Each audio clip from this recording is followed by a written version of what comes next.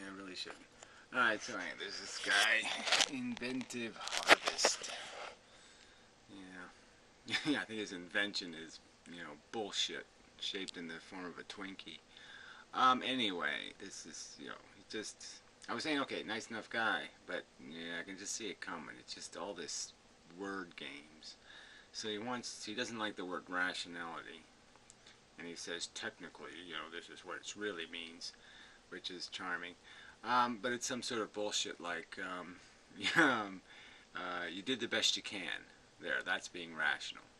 So now we'll apply this word as if it doesn't matter how smart you are or how consistent your behavior is with, the rules of logic.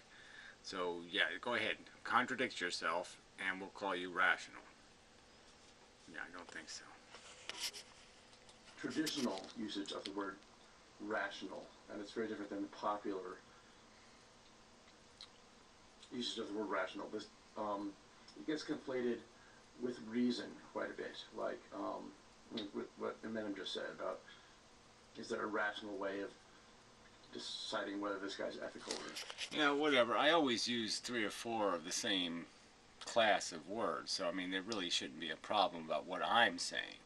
So I usually use rational and reasonable and logical and intelligent. So I'll use 4 words to make sure it's understood that, yeah, I'm talking about some kind of standard of performance. That you have to hit the standard of being correct. That's the objective, is being correct. And you're not going to use rational for somebody consistently incorrect. What he's talking about.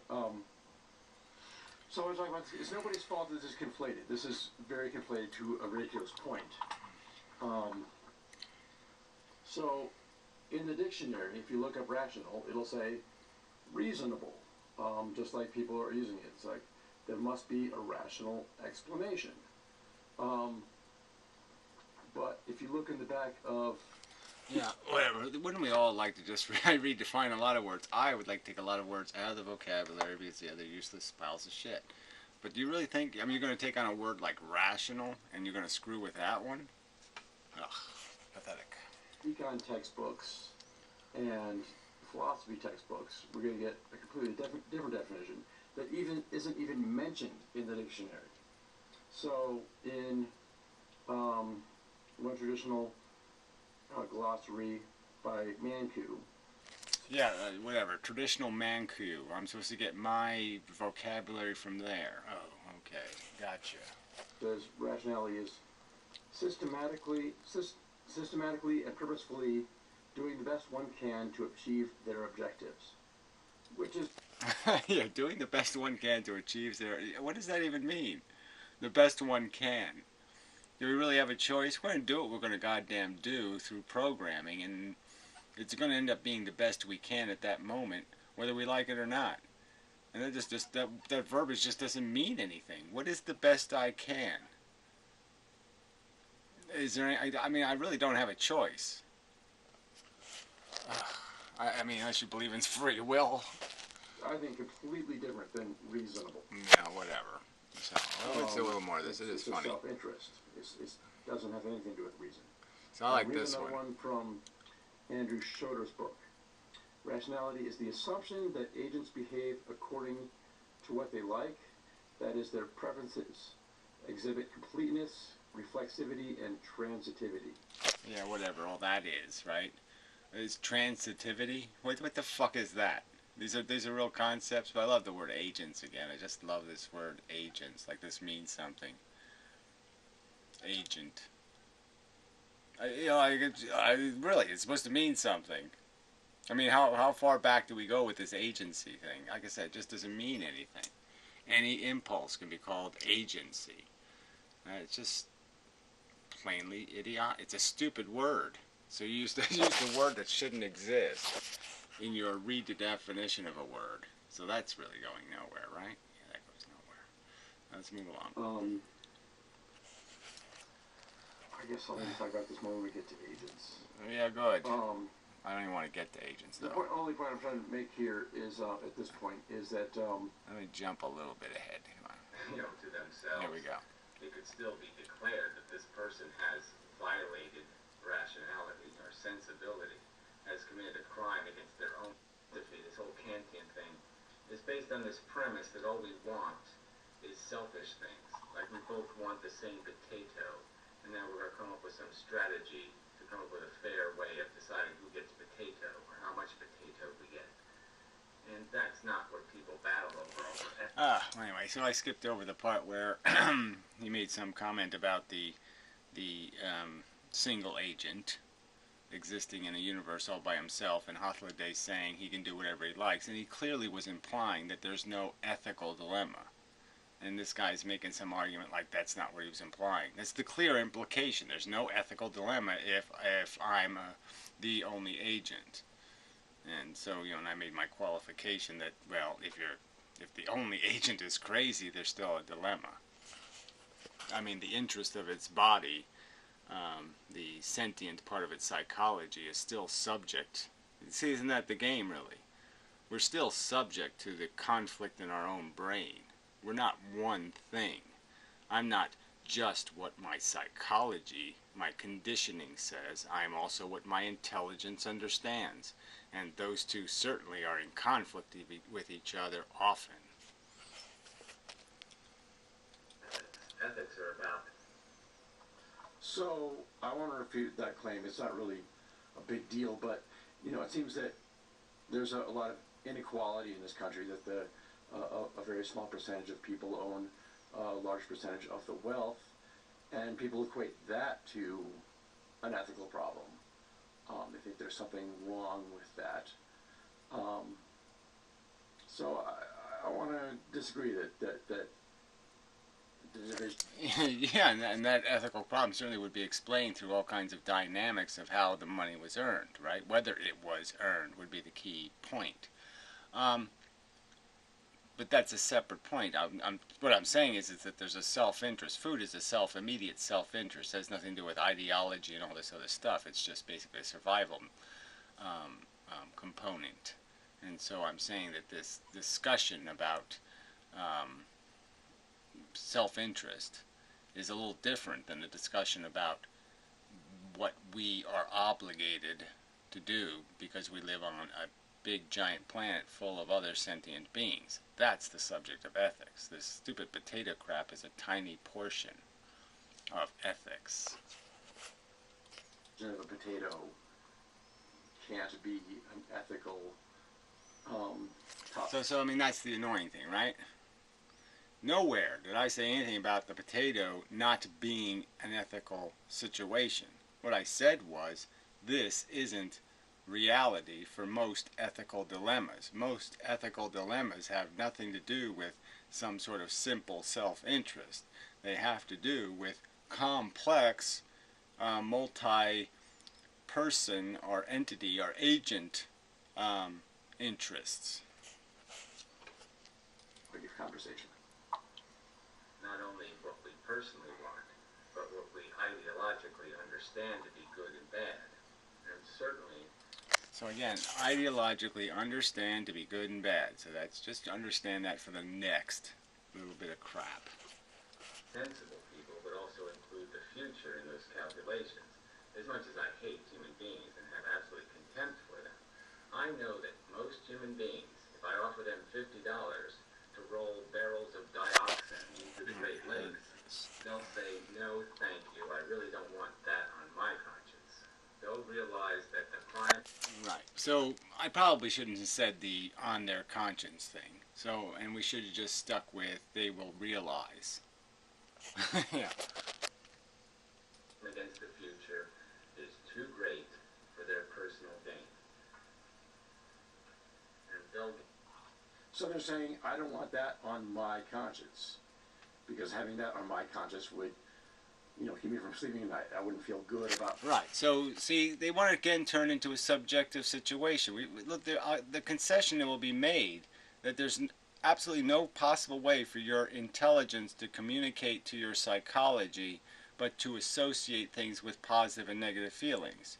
You think of rainbows, you think of whatever, gold, pots of gold. You will have positive feelings. You think about somebody dying or suffering, or you'll have negative feelings. The feelings are an inevitable part of it, but it's not the feelings that make you, that is why you were aware of the negative. You're aware of the negative because you understand the implications of it. So you can have a picture of a Nazi in full uniform. Now, simply just based on the uniform, you wouldn't say, oh, I'm reacting to the uniform. No, you'd understand that you're reacting to the context, what the uniform represents to you as something you understand, and that your mind reacts to the understanding and sends the message to the ape, wow, this is bad stuff. I mean, the fact that we have a feeling, it is not the feeling we are avoiding. When somebody doesn't roll the dioxin into the Great Lakes, it's not because they can't live with the feeling. Okay, it's not that the feeling is what they don't want. Their brain is saying it is not acceptable, okay, to do it. And it's sending the message that this will make you feel bad, and maybe even jump off a cliff, or maybe, just because it's the message is being sent in the only way the intellect can communicate with this dumb ape that we are, our psychology. It has to use psychological emotions, or we wouldn't pay any attention. That's why we're sentient. That's why we feel. Is because we wouldn't pay any attention, okay, if it didn't have us by the short hairs. Is that a way to say it? If it didn't have us by something that meant something, a feeling, we wouldn't be motivatable. We would just say, who cares?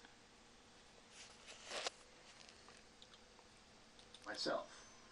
Therefore, the desire to have a clean conscience is a self. Yeah, well, whatever. That's not what's being desired. So again, that's just insulting it, okay? That's just saying that, oh yeah, okay, so if I empathize with the Jews suffering in the Holocaust, you're going to turn into some sort of, it's just sympathy. No, it's an understanding, okay? I intellectually understand it, and that's the understanding that creates the emotion. Yes, it comes out as sympathy, or it comes out as remorse, or it comes out as disgust. But clearly it required the intellectual connections, and you're not giving them any credit. And that's just a cheap maneuver. It's not a subjective reaction, and it's not a subjective personal interest. It's not a personal interest not to roll dioxin into the Great Lakes because it will only kill the people in the future. It's not a personal interest. And the only thing that makes it your interest is your intellectual understanding that it's bad.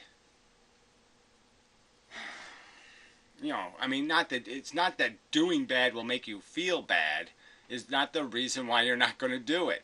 You're not going to do it because you know it's bad. The side effect that doing bad will make you feel bad is just a side effect. Fish motivation. Very irritating. From rejecting the $50. There's no personal interest. They'll just know that, yes, that's just going to cause a whole bunch of unnecessary harm that I'm smart enough to figure out that would be bad.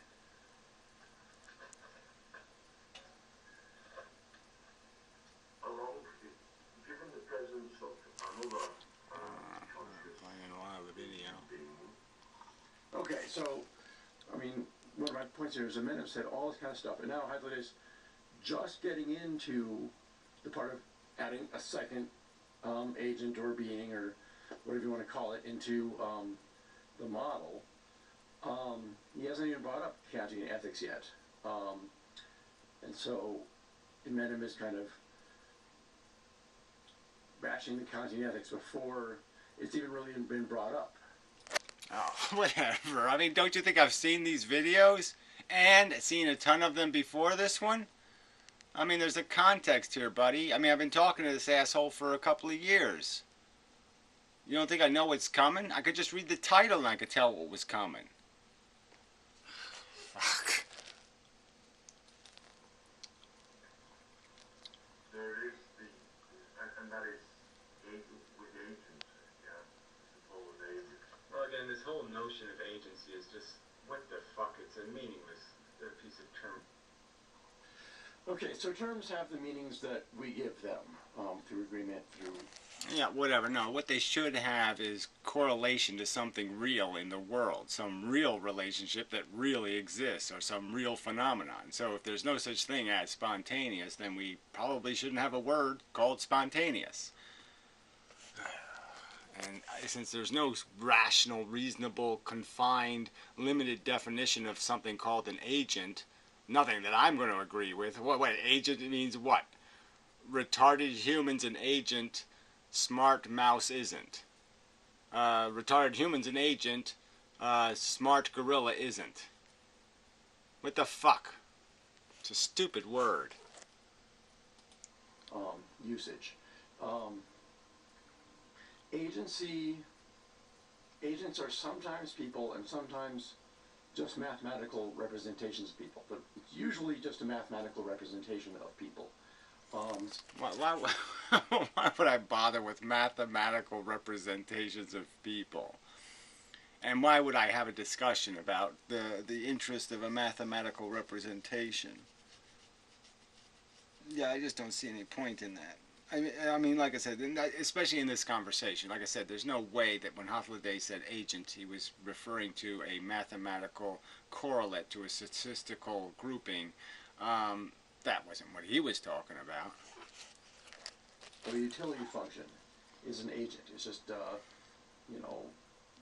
if you say utility that someone gets from potatoes,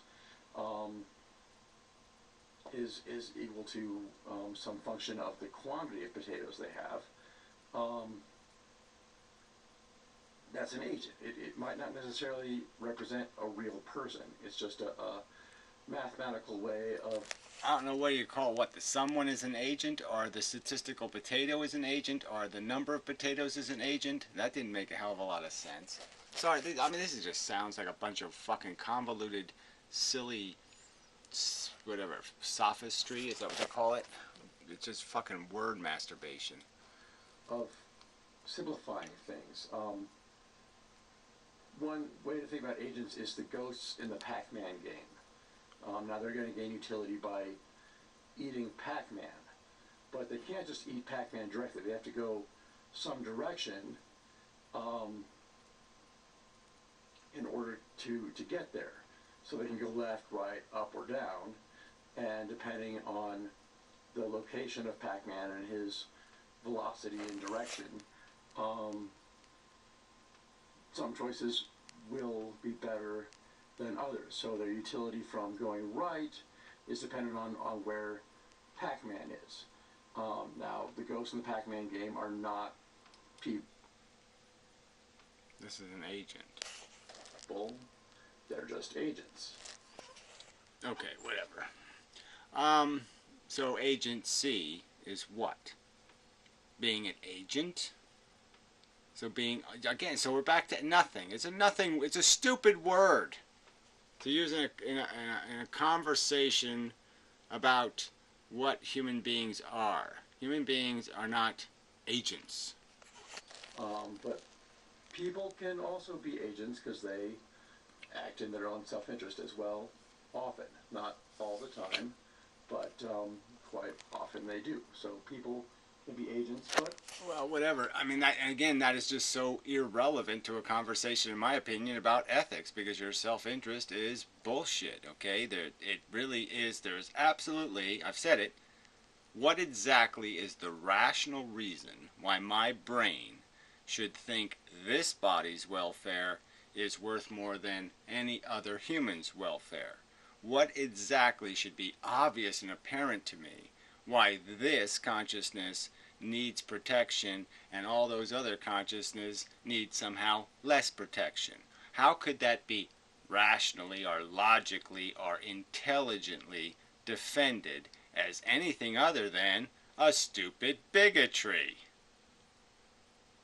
An ignorant bigotry.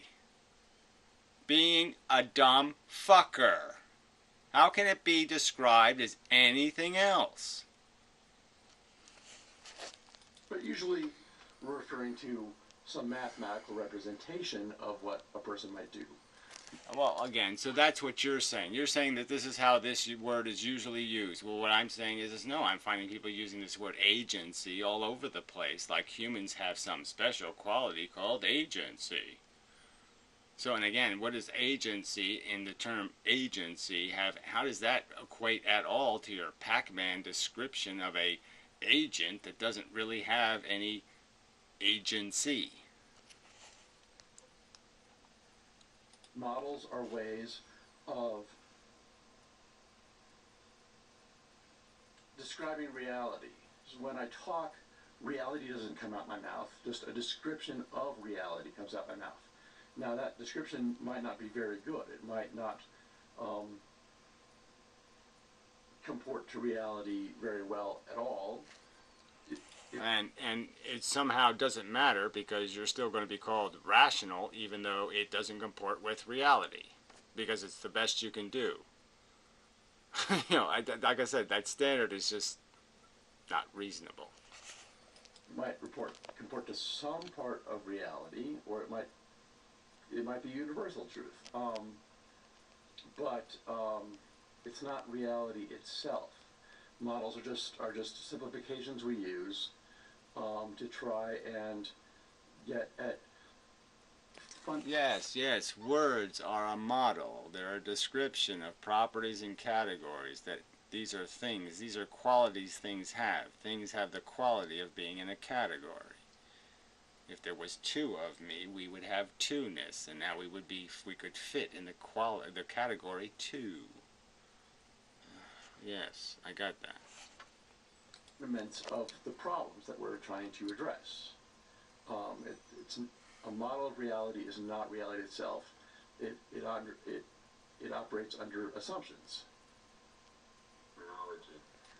So again, let's remember, after they use the word in the sense of agency, but whatever. What, desire? So, I mean, you gotta go all the way down to insects, and you can probably find some of that. This agency thing. So this doesn't mean anything. What, you have ambitions, desires, needs, wants. This agency word means nothing. It's just not a reasonable or practical philosophical word. You have special agency. What does that mean? If there's a human being who has the intelligence, the actual intelligence of a mouse, that is, he's very good at doing mazes, and he can learn things, and he can lick your feet, and he can do all kinds of funny little things, but he's an idiot. Does he have agency? Does he have the sets of desires and wants some cheese and likes to get petted behind his ears? Oh, come on. So, Is the issue of the issue is competence. And that's all there is. So I thought it was going to say there's an issue. Now I don't know what I thought this guy's going to say next. Inmendham jumps in and says the issue is competence. I don't know. It seems like he's just not listening, right? He doesn't take time to let the sentence finish. So he's gonna. Yeah, right. Whatever. I mean, why don't you tell me then how I didn't respond to what he was saying and say something completely connected to what he said? No, you're not going to do any of that. I mean, this is just such a bullshit rag. Yeah, what I'm saying is it's back to the Yoda thing, okay? There is no try. There's do or do not do, okay? And the fact of the matter is that in these ethical things, if you're going to interact with somebody, it's the competence, it's the level of the quality of your interaction. That's all there is. There isn't anything else. Either you interacted in a quality manner that rose all the boats, so to speak, or you sank them all. It's do or do not do. It's make it better or make it worse. Shit. Say the issue is something else before the proposition's even been made. It's just so strange to me. Well, whatever. There's no other issues. So he's going to go into a lot of analogies. He's going to use Star Trek analogies that, like, should the Vulcans have twice as much votes or something if they were going to be voted? I'd say, of course they should, because they've earned it, right? They can out-calculate knowledge. Okay, so in a previous video, this guy had actually implied that Holiday was for Vulcans having extra votes, when Holiday was obviously saying no, they're not entitled to extra votes simply because they're Vulcan. That's what he said. And this guy didn't even get that part right. So let's see what he does with it here again, now that it's come up again. Let's see what kind of mess he makes of it. Here they have knowledge base you, they have more information, they understand more about any subject there is, they know more about it than any of you toads. So if they're going to come up with a strategy to win the game, who's more likely to win the game? Well, the fact is Spock as the quarterback. Yeah, he's more likely to be the guy who's going to win the game for you. So yeah, he's more likely to have more votes for a quarterback. I just, it's just logical that if we had a truly rational society that respected reason and respected logic and respected knowledge, that we would reward people who possess these things and say, yes, you will be rewarded with more authority and more responsibility because you're more intelligent. Let's see what he has to say to that, right? Because that's just too simple. I mean, I know it's just as a pragmatic matter, people will not admit they're dumb. So yeah, we're never going to be able to do this. But it's just a fact. Stupid people pollute decisions with shit. That's what they do. They add shit to everything. Stupid people just make things shitty. That would be more responsible. The Spock thing comes in much later in this video. Again, I still don't know what Hadley is talking about here. It's not the Spock thing, because the Spock thing comes in way much. Yeah, what Inmendham is talking about here. Yeah, I watched his video, and I knew I wasn't going to have enough time to do his whole fucking video, so I was just pointing out that he's going to use this metaphor, and I just want to make sure I make this point, that I think it's just ludicrous to sit there and tell us that the right ethical thing to do is give dumbasses the same influence as we give smartasses. I think that's really dumb. I think it's ethically irresponsible to... that's like having affirmative action at the nuclear power plant. Oh fuck, we don't need a physics degree. Yeah, go ahead. But what? You once hit a nail right on the head with your hammer? Yeah, go ahead. Go ahead and run the nuclear power plant. No, I don't think so. Later, Hadley said the issue is, I don't know. Stability, in my opinion, and more accountability. Well, you don't know. I'm just saying because you got it wrong. That's right. Because Holiday was basically saying it's not Spock is not more qualified. That somehow it's just about his name Spock, and that somehow we shouldn't give him extra votes just because his name is Spock, and we just ignore that Vulcan means highly educated. I mean, it was just drivel. It's not like they're going to profit from the experience, but yeah, here we go. They should have a louder voice than some idiot who's chewed gum his whole life and should have jumped over this part. On sidewalks. Oh, I like that part. That was funny.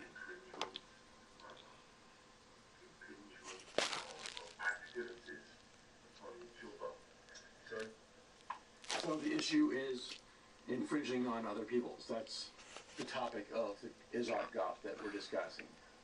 The is does other people exist? How ought we ought to treat them? That's the issue here. And this whole conversation just really doesn't have much to do with most of the stuff discussed in an ethical context. Greenhouse gases, all this stuff involves, many generations perhaps into the future. This stuff isn't personal interest stuff. This stuff is practical, what's in the best interest of the entire game. Again, the game is the game.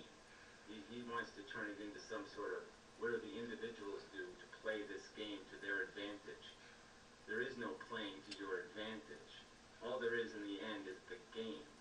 We have to, it is, I'll make the argument, it's fundamentally irrational for you not to think of yourself as a member of a colony, like an ant, and that it's your job to do whatever in the best interest of the most ants possible, because all the ants are essentially the same. We're all paper bag ants. We're all pawns. distinct in every important aspect. And what in the aspect of how we feel. I mean, clearly you can treat somebody who's comatose different than you treat the conscious. But I'm just saying we can generally say that although our intelligence is I already watched this video. generally speaking, our capacity I don't, you know, it's not, you know, fundamentally the same. not a serious critique, but I mean, I don't really see the point of doing this respond in play thing if you're going to just play the other guy's video. I mean, it just, I don't get that. Because I already saw me do the video.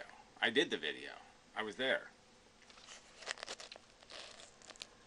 And that and even if it isn't, it's practically impossible to make distinctions about who's more sensitive or less sensitive, and therefore more equipped or less equipped to endure a particular unpleasantness. That's just unpractical. So even if it's not the same, it's impractical to try to make distinctions. So they're all black pawns. And it's just ludicrous to have a conversation about ethics, playing the game to win, and have a conversation. So again, so this is just this. I'm just making more argument, right? That just backs up what I was saying before. Okay, is that I don't think you can make a rational, logical, reasonable statement defending any notion of real self-interest being anything, meaning anything, having any meaning whatsoever, rationally. Like I said, it's just a bigotry. You're just bigoted because your personal consciousness is experiencing it, but you can't rationally say it's better for you. It's better for the piano to fall on him than it is me, if everything else is the same. There's no way you could rationally make that argument. You'd have to have some other qualification, some other statement demonstrating how you're better than they are. And that, I'm just saying, in the situation where that doesn't exist, there's no excuse for this nonsense, this conversation in the big picture, where we're not talking about individual differences and individual capacities, that there's any room for this notion of a self-interest. Your brain is a thinking machine. It's either thinking about the truth, which is, yeah, all the pawns are the same. They're all interested. They all have a welfare. They all feel. It doesn't matter who has the fucking broken leg. That's just the truth. I mean, again, I'll say it again. The suffering is the enemy. That's the enemy. Wherever it is, that's the enemy. It's a sensation that is the enemy. About how the pawns should be looking at each other, trying to figure out how to have advantage over each other. If you're doing something besides playing for the team, you're an idiot. You're going to likely be unproductive in your existence. If you take the $50 to dump the dioxin in the Great Lakes, you're not a good guy. You're a failure. A colossal failure at living. Period. You ethically failed. So it is an issue which is respectable. So remember, you know, Holiday is also kind of slow in how he makes videos, so it really is advisable to try to do a bigger picture kind of video response than to sit there and just wait for it.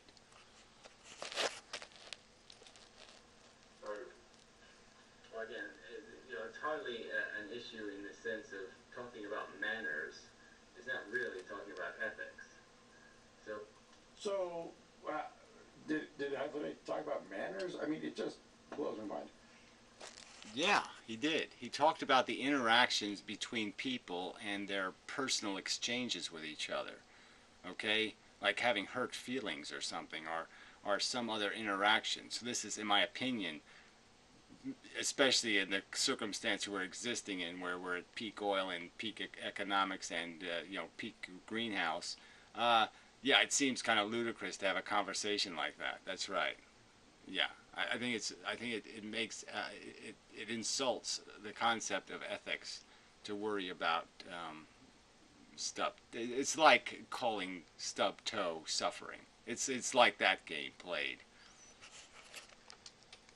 it's like a subclass of the conversation, and it's a subclass in a little paperback book. It's just really not the substance or any meaning to any converse. It's almost an indignity to the word ethics to talk about manners. The way I see it, the existence of reason in humans creates, Oh, and this is the part where the computer gets screwed up, so it's going to take some more time. I'm already 20 minutes in this video. But it gets fixed pretty quickly. Not a big deal. and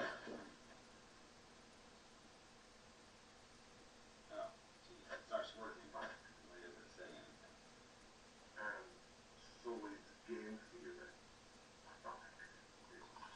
Okay, so he's saying again, like this is some sort of game we personally win. I could No, he just said game theory. He didn't say this is a game. He says talking about game theory. Game theory is a model of reality. It's not reality. Yeah, well, you're not getting my point, okay? The point of game theory is this idea of us against them, and coming up with some solution where, we strategize in some cohabitation manner, in some, what's the word I'm looking for? Not commensurate, but, in some mutually beneficial way. Because we reason out that, okay, there's a slight probability that I could win it all, but if I just go for the 50% bag, okay, it's, blah, blah, blah. Yeah, again, I already described this as being not applicable to most situations, or many situations in which ethics are involved, because it's not going to be about some compromise. Compromise isn't going to be victory. Itself, it's just a model, and it might apply to some games. Apply to some parts of reality. Some games don't really apply to reality very much at all. Well, I'm just saying, he said it was a fact, and I'm just saying I don't see how it has any real relevant fact, like it means something in a conversation about ethics. I just don't see, the ethics are always going to rise above some, well, what do we pragmatically do to resolve the situation outside of figuring out who's actually right and wrong. So let's not bother figuring out who's actually right. No, let's come up with some stupid system to say, let's bastardize the right into something less than right. And I'm saying, from my perspective, that's losing.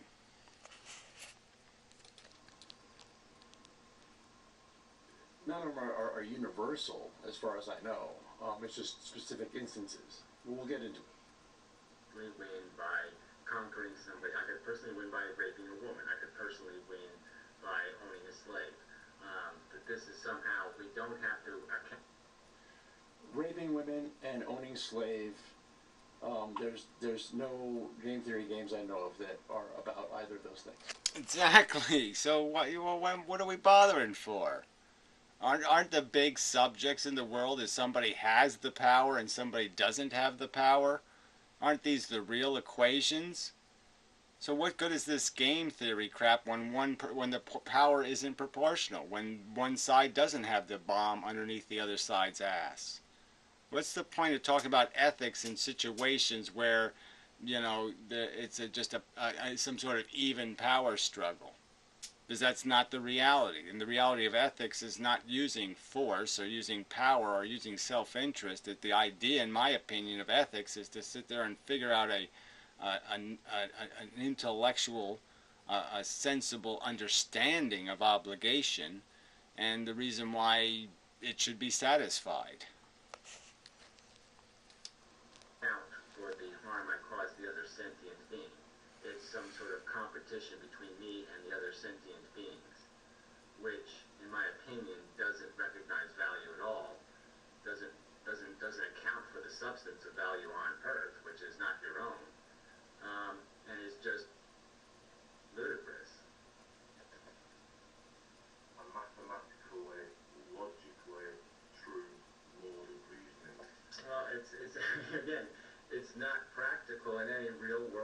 circumstance. It's not.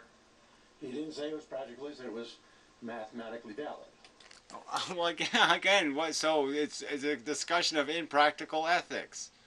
So you're not being a very good defender of Hafladay's crap if you're going to sit there. He's making videos about impractical ethics. Let's talk about impractical, irrelevant ethics. Oh, okay, that'll be fun. No, it's a waste of time. This is, been a bit tedious.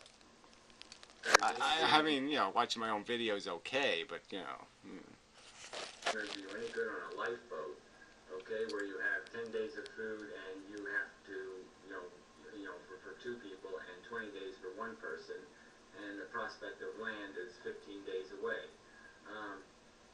How's game theory going to help you there? It's not going to help you any. There's some times where the compromise will fail. And so, yes, the only way to go is for the best man to win.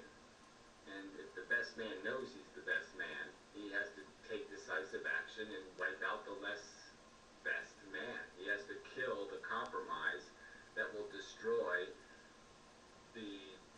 doing it right. This is like a... So this is game theory. This one's called The Prisoner's Dilemma, and it's a box with numbers on it. It really has nothing to do with people killing other people. Now, you could apply this model to a real situation where people are killing each other, and that might be valid, that might be invalid, but this model is just numbers on a grid. Yes, and so it's irrelevant whether there's a compromise, right? Because it's not going to matter. So you can afford to have a compromise. I mean, I'm a big fan of fail-safe, right? But in certain circumstances, you can't afford fail-safe. So you have to compromise fail-safe because it can't be afforded. This just doesn't have anything. This simple math will not give you the right answers to complex problems. It just won't. Recipe. If some guy knows how to make it right, why would you let people spit in the cake batter? Why would you let any idiot show up and throw any kind of fish in your cake batter? It's just going to dilute the right. So, and the test for right or wrong is going to be some sort of intellectual argument where you're going to have to compile evidence and put them on two sides and say, this is the evidence for this theory, this is the evidence for this theory, and make the argument. But frankly, I'm just saying that's where the argument is. The argument's going to have to be on this higher level about the actual value. You can't come up with some silly probabilistic game theory that's going to solve the problem of deciding who's right and who's wrong, because compromise is not winning. Again, this has nothing to do with right and wrong. This one's the prisoner's dilemma. It's the most famous of the games. I'm going to do this. That sucks too. Yes. So... Yeah, it's look obvious. Okay, yes, 3-3. That's what you're going to end up with, right? So you either win it all or you lose it all. And then you have the compromises that aren't worth anything. Yeah, fine. Whatever. I don't know if this is worth the trouble. Okay. The basic idea of the scenario is that two people are in prison. They're separated so they can't talk to each other and make out an agreement. And the cops are trying to get each one to rat the other one out. So if they don't rat the other one out, it's called cooperative behavior. If they do rat the other person out, it's called defective behavior. So Agent A can cooperate or defect, and Agent B can cooperate or defect. And the payout matrix is a number of points that they get for depending on what each one does. Now we're going Yeah, we already know how this works out in real life, right? I mean, they're going to grant you immunity to testify in court against the other guy. Okay, I won't take the immunity. Yeah, sure you won't. Liar. Now, find what's called a Nash equilibrium, and in order to find the Nash equilibrium, both players have to be what we're going to consider rational. Is they're going to try and go for the biggest number, but not just the biggest number on the paper, but the biggest number given the fact that the other person is also going after the biggest number. I'm jumping ahead a little bit because I'm getting bored. So Getting bored making his own argument. That's surprising. Let's say we'll start here where they both cooperate. It's not a bad thing because they'll each get 3 points for if they both cooperate. Yeah, whatever. Yeah, I'm not going to bother with this. Fine, whatever. I don't really care. If you think this is applicable to the 9 million real ethical dilemmas that human beings face in their existence, whether to eat animals, whether to project somebody into the future, all these ethical questions, you're going to answer it with this crap. I don't think you're going to. I don't think you're going to come close to doing it. Because most of these interactions don't have anything to do, again, with some sort of equalized power. The future is powerless. They can do nothing to us. They can't hurt us in any way whatsoever. They can't throw a rock. They can't do a goddamn thing except they can't do a goddamn thing. There is just no except, right? They can't do anything to make us pay for how we misdealed the cards to them. How we played the dilemma. So what's the point of this conversation? And I'm just saying, and the biggest part of our ethical dilemma as individuals, as groups of individuals, as a society, as a human race, the future's the game, because the present is, whoops, there it went. It's gone already. And the past, we can't throw rocks at them either. We can't get to the past, all right? And and you can't even recognize the present. It's so fleeting. So all there is that big, giant, potentially giant future, and they have no way to dilemma us into responsible behavior, except through an understanding, except through knowledge and intelligence that says if you act contrary to this thought theme, okay, you will compromise the integrity of your intelligence, and your brain's not going to like that. It's going to create dissidence, but that's just a byproduct. The real dilemma is you will have soiled, broken, dysfunctioned something that was functioning. It functioned to tell you no. If you don't pay attention to the no, you're broken. Yeah, that's enough. So anyway, enough of this. I'll be back. Maybe I'll watch the rest of this and paraphrase it later or something, but whatever. I can just see this guy's not going to go anywhere good. You know, word games and bullshit.